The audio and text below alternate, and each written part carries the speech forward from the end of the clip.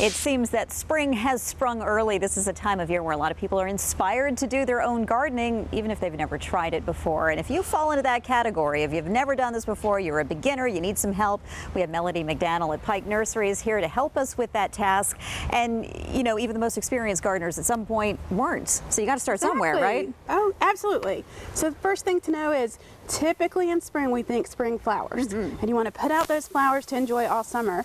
Let me tell you the difference between an annual and a perennial. Okay. I'm sure you've heard that term. Okay, so annual flowers are like these that we see here. We've got the geraniums and also the Gerber daisies, petunias, those kinds of things. Beautiful. They are annual, which means they are for one season. So for spring through fall, they're going to bloom, and they're going to bloom pretty nonstop for you. But after that, when the season changes, they're done. So that's just that 1 year, that annual flower. And you have to plant something new after that. Absolutely. You'll move on to the winter flowers then. Okay, so now, then the other? The other, to your right, is perennials. Now what's great about these is when you plant them in your garden, they come back year after year, and you can see these gorgeous spring blooms we have here. Perennials tend to have a certain bloom time. So you'll have something that blooms for spring, and you'll want to mix in some other perennials that will bloom in the summer and again in the fall, but year after year they come back and you get to enjoy them. Okay, and knowing the difference between these, what would you say is one of the most common mistakes a new gardener would make?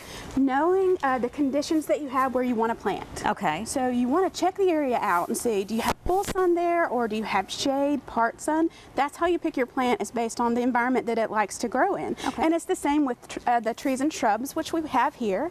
Know the situation when you come in and you're picking out a plant. We're going to ask you, do you have sun or shade? And then we're going to ask you, what are you hoping to accomplish? Are you wanting to add shrubs that add lots of color in different seasons? Are you needing to maybe screen an area? Maybe you have an air conditioner that you want to hide or something like that, and then you might pick an evergreen. So knowing the spot that you're putting it in and what you're hoping to accomplish are your first two goals. Okay, and any other good tips that you have as people are just getting started? Come to the greenhouse or visit your friends' gardens different times of the year, because you can really make your garden 4 seasons by picking plants that bloom at a different time or have color interest maybe even in the wintertime. So consider the garden all 4 seasons. All right, so the right timing, and you get to enjoy it whenever you want. That's right. All right, thank you, Melodie. And this week we've had all 4 seasons in 1 week, Absolutely. so that worked out really well. Something for everyone. Yeah.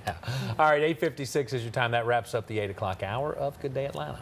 And Constance is in with